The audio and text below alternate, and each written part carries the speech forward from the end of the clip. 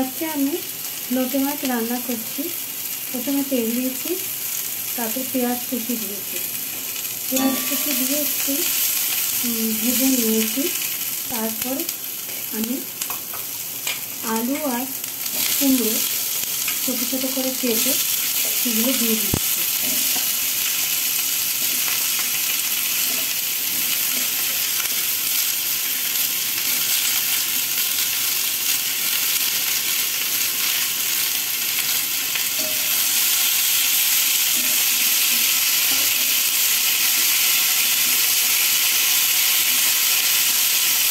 ভাজা ভাজা মতো হয়ে যায়।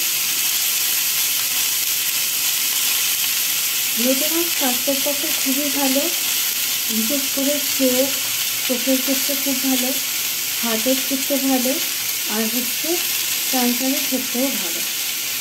তো লোটে মাছটাকে যদি খুব একটা রিচ না করে অল্প তেল মশলা দিয়ে যদি করে তাহলে খুবই ভালো। আর যারা মনে করেন যে না আমরা রিচ খাই, ওরকমভাবে রান্না করবেন তারা সেইভাবেই করবে।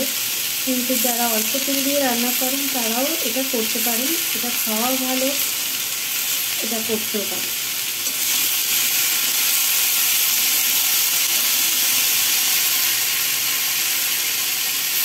এবার স্বাদ মতো নুন দিচ্ছি।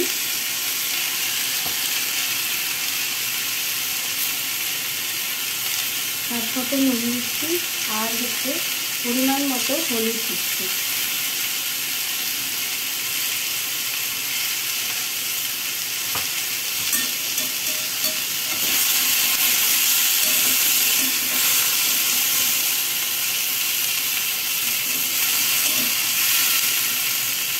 একটু জল দিয়ে নিচ্ছি, কারণ লেগে যাচ্ছে, হলুদ দিয়েছি তো তাই জন্য। তো এটা ভালো করে কষাতে হবে।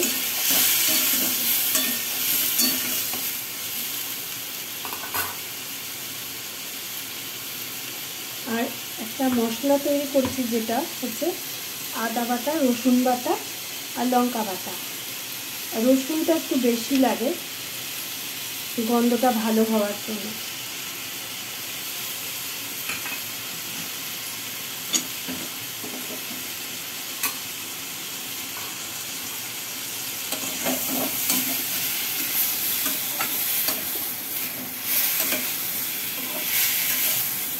ভালো করে কষিয়ে নিচ্ছি।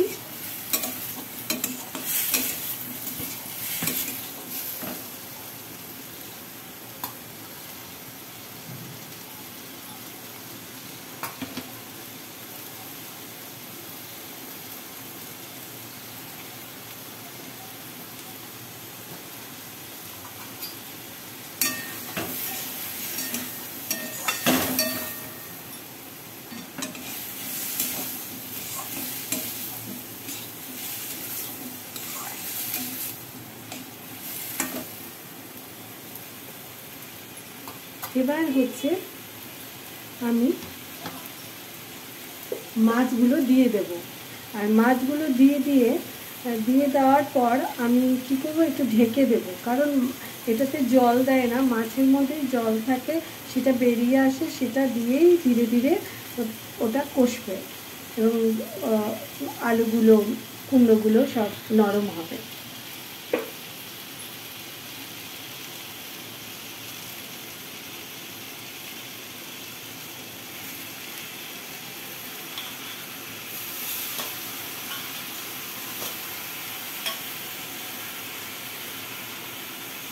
আর মাছগুলোতে আমি নুন মেখে রেখেছি।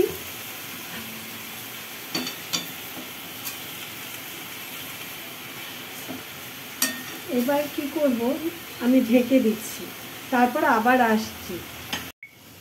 আমি এখন ঢাকনাটা তুলে দেখছি হয়ে গেছে এবং মাছগুলো ঘেঁটে গেছে, কারণ এই মাছ ঘেঁটে যায়, নরম মাছ তো। আর হয়ে এসছে, মাখা মাখা হয়। এখন আমি ধনেপাতা দিয়ে নামিয়ে নেব।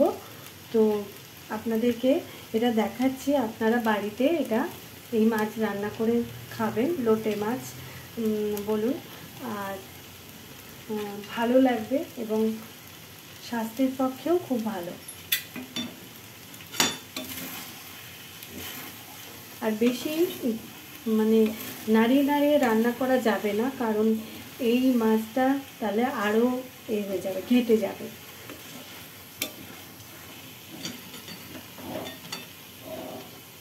আজকের মতো এইটুকু, কালকে আবার আসছি অন্য একটা ভিডিও নিয়ে। Tata, bye bye.